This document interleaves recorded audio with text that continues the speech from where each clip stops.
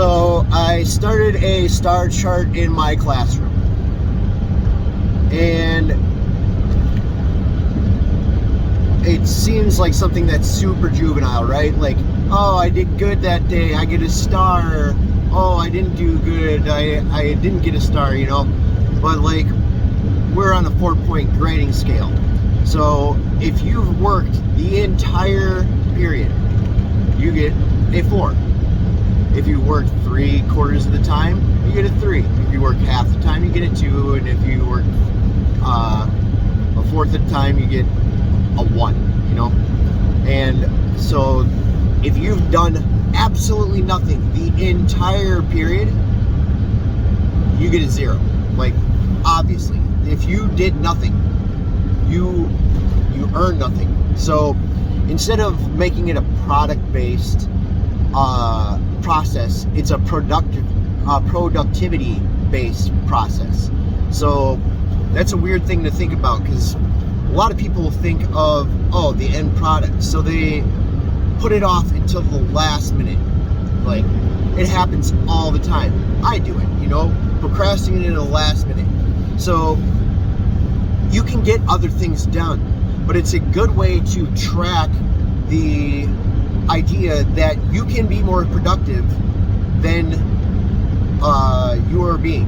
I mean, if you've gotten all stars across the board, that means that you've been very productive. You've always gotten something. You're always working on something, you know?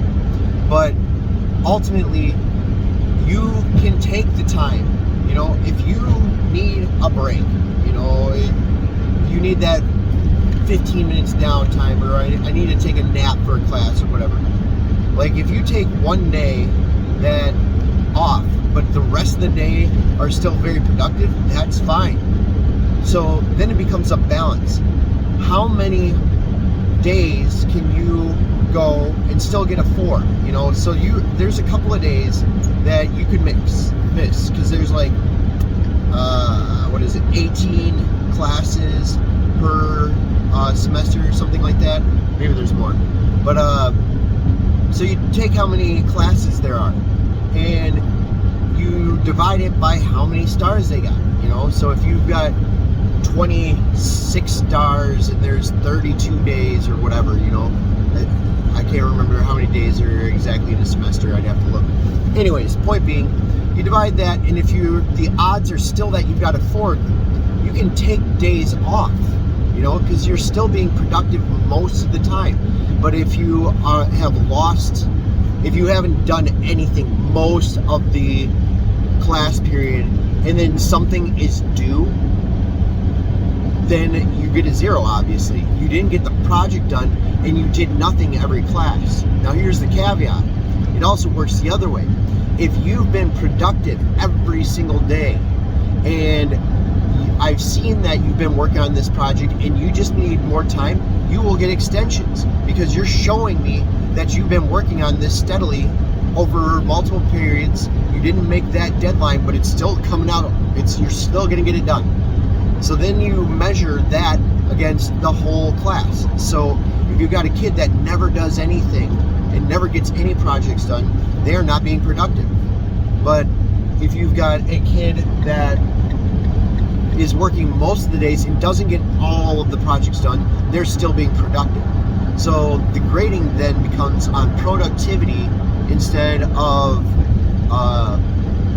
product. And so this can be augmented too by the kids. Like, if I get a lot of products done really quick, I can do more projects, or I can do the projects that I want, because I'm ahead. But if I'm not getting these things done, then if you're not getting things done, you can't do more things. You can't do more and do better if you're not getting the baseline done. So it's a really easy way to measure, because they're seeing it visually. Did I work that whole period? No? Okay, well, you didn't get that star today, but you worked most of the time. So the kids can look and be like, these many periods you sat around doing nothing, or you did like 15 minutes of work in a 90-minute class, or what have you. So it gives you a day-to-day scale, so that you say, this is why. you are not getting this grade. But if you get this project done, like, and after a while, it also becomes a very modular thing. So as long as somebody's, like my seniors, my ones that are in the independent classes or the AP classes or whatever, as long as they're working on something for that class, they're being productive. And it can be on a lot, maybe they don't work on the exact same thing. Maybe they're working on 3 different projects. That's fine as long as they're working on something. And ultimately, they can have a million projects going, but odds are they're going to finish some. And then that becomes the major grade, the finals, if you will. You have to get 4 projects done over the semester, but you need to work every day or most days. Show me that you're productive. And if you get more than 4 things done, that's awesome. If you're not getting 4 done, then you should have been working every day. And I'll take that into account. So the idea of the star chart directly addresses what society is staring at a lot right now. Like, who's being productive, and what is productivity? And see, so ultimately, as long as you are working towards your goal most of the days, you are going to be successful. But if you are sitting around or calling into work a ton of times and blah blah blah without excused absences, and you're not being productive and you're not getting the stuff done, this is directly translatable. You need to change something. You need to work more. You need to focus more. You need to work on a different project that relates to this, as long as you're getting something done. So that's the star chart. And I don't know why, like, it seems like a very childish thing, because ultimately middle school teachers use this technique, or elementary teachers, more like kindergarten teachers. So it seems elementary, but it's something that really should be carried through. Like, are you focusing? Because that's the big issue. Is like, I have a lot of kids who have a lot of energy, but they can't focus on anything. So if you give them a lot of options, just get something done, and you'll get a grade for it. Or here's these projects, follow these done, and you can get a grade. Like, as long as you're doing something that is being productive, it's okay.